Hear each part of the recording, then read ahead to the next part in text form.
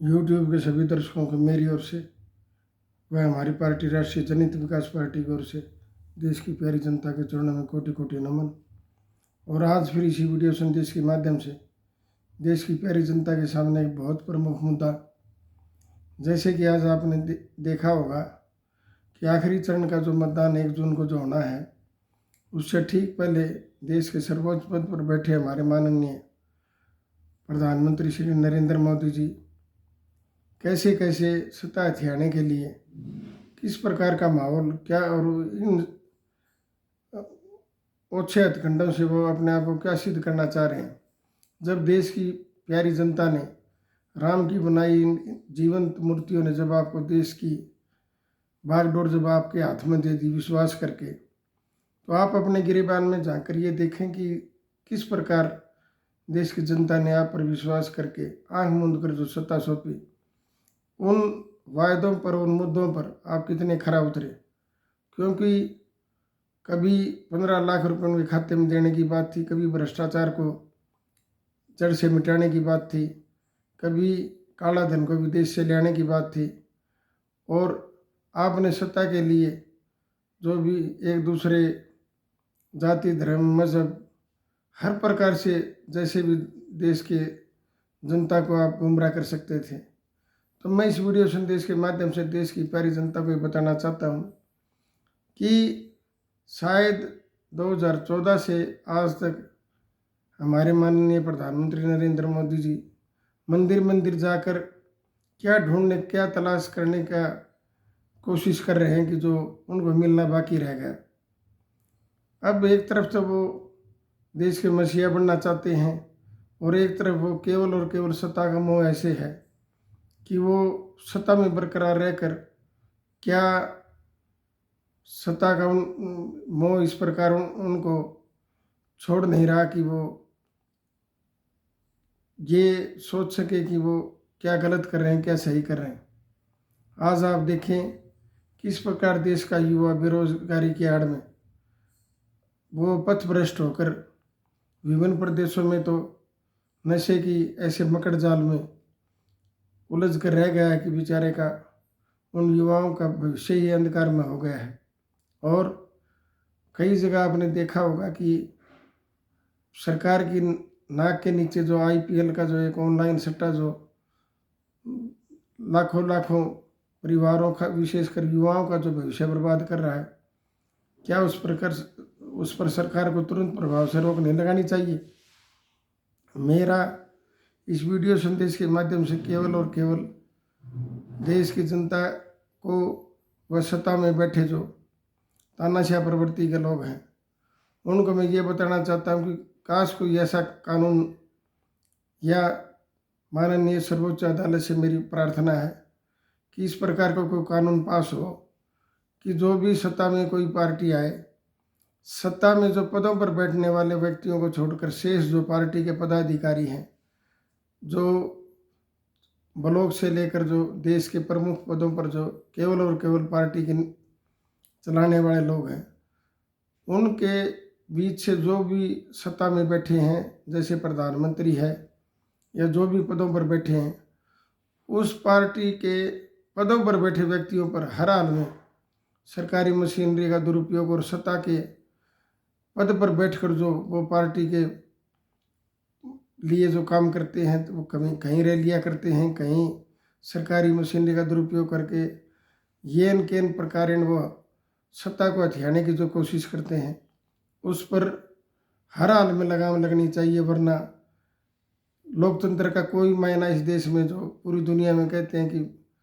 भारत में सबसे बड़ा पूरी दुनिया का लोकतंत्र है, तो उसका कोई मायना नहीं रह जाता। क्योंकि जैसे ही व्यक्ति सत्ता पर काबिज होता है, तमाम हथकंडों से वो हर प्रकार से साम दाम दंड भेद से वो देश की जनता को नियंत्रण करने की कोशिश करता है, केवल और केवल सत्ता हथियाने के लिए।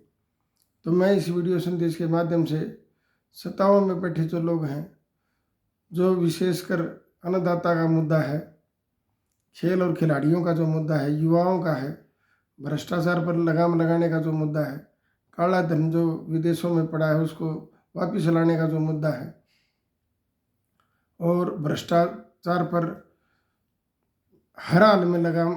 लगाने का जो प्रमुख मुद्दा है, मिलावटखोरी को जड़ से किस प्रकार समाप्त की जाए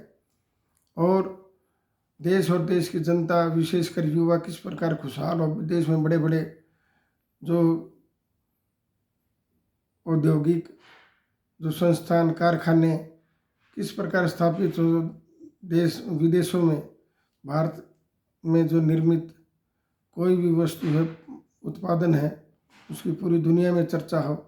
उसके लिए कोशिश की जानी चाहिए। लेकिन आज आप देखो, केवल और केवल सत्ता हथियाने के लिए चाहे इस देश का युवा कहीं जाए, अन्नदाता अपनी आवाज़ उठाने को चीखता चिल्लाता रहे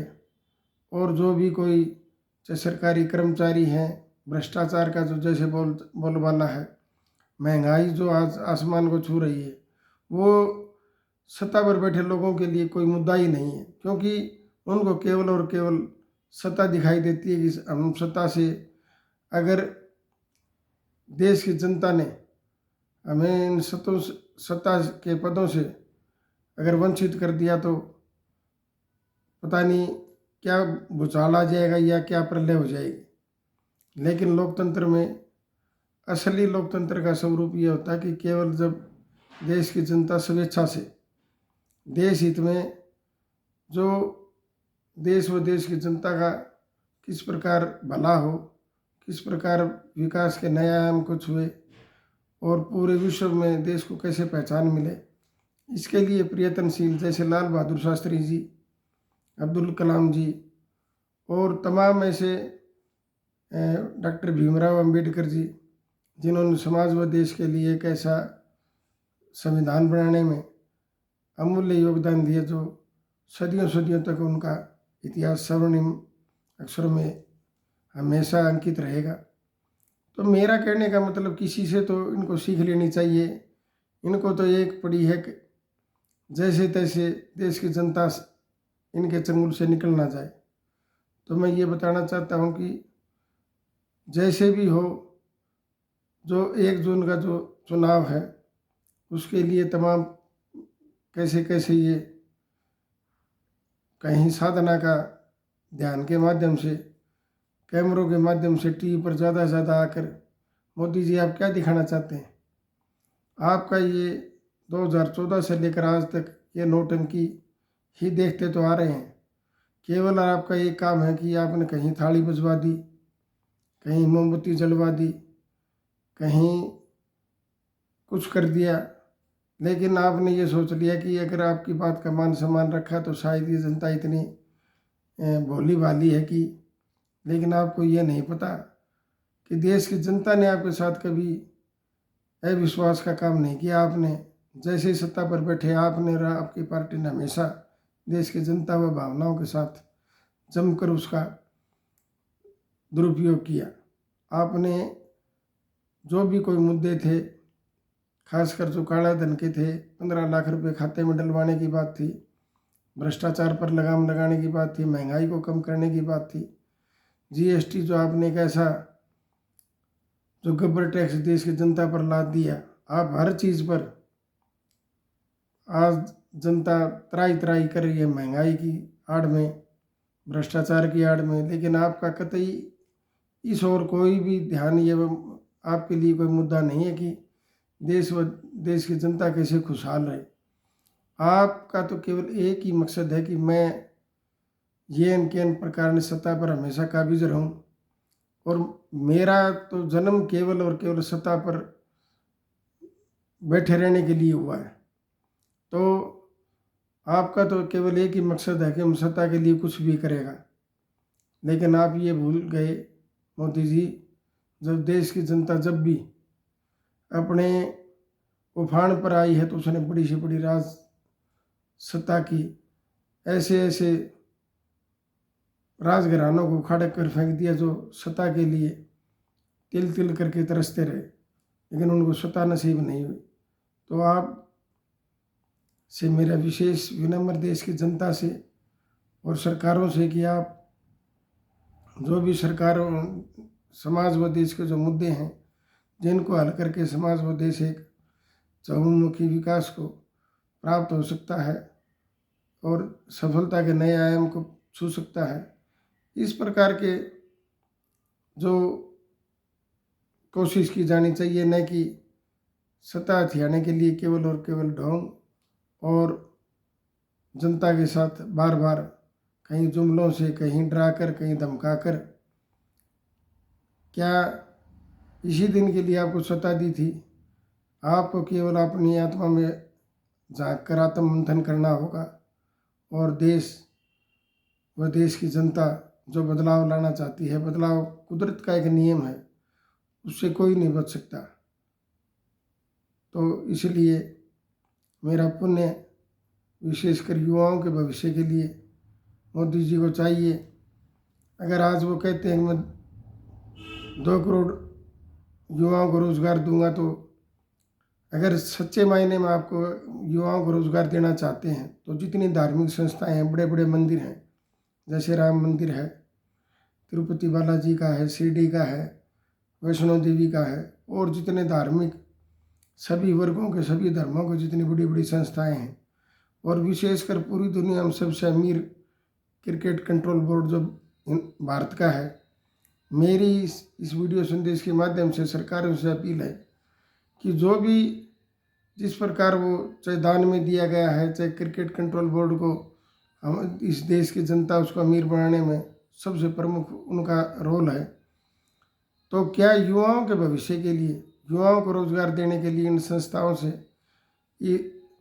जब वो कोई क्रिकेट का वो खिलाड़ी IPL वगैरह में और बड़ी बड़ी टीमों में जब उनको चुना जाता है, करोड़ों रुपए जब कुछ साल के लिए जब कई कई करोड़ में उनका अनुबंध होता है,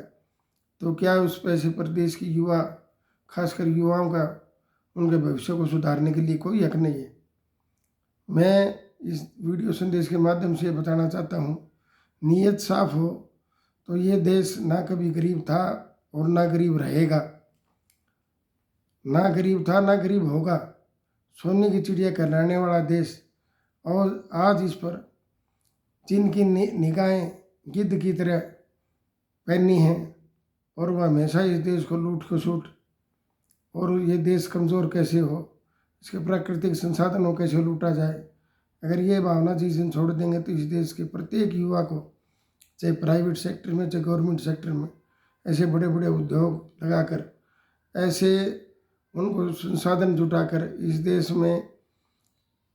अगर सच्ची सेवा ये जो चुनकर देश की जनता के लिए,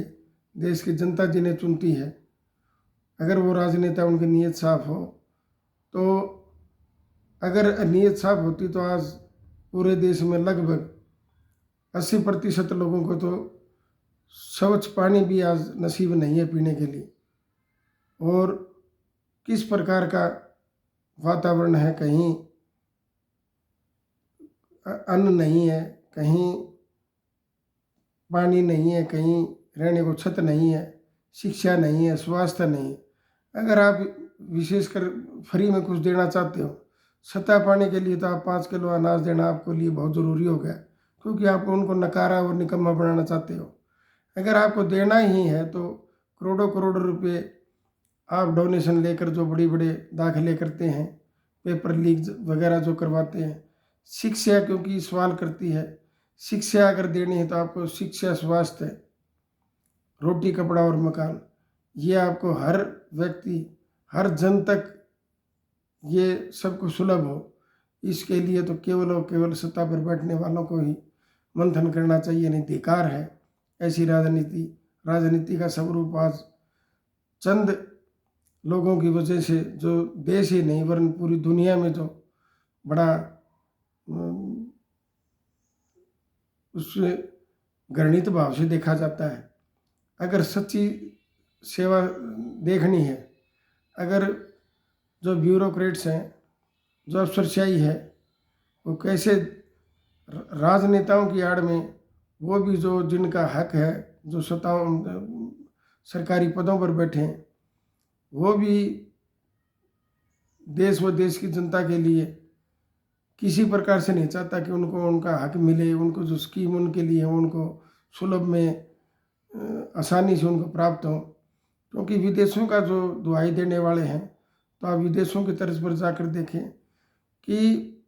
ऑस्ट्रेलिया जैसे देश में खुद बड़े बड़े पदों पर बैठे लोग इतने चिंतित हैं कि कहीं कोई आदमी जो स्कीमों से वंचित ना रह जाए। और जापान की तरह इस देश की जनता भी इतनी देशभक्त है, इतनी ईमानदार है, इतनी मेहनती है, लेकिन 5 किलो अनाज के बदले में जब स्वतः ऐसे जो निकृष्ट और जिनकी नीयत और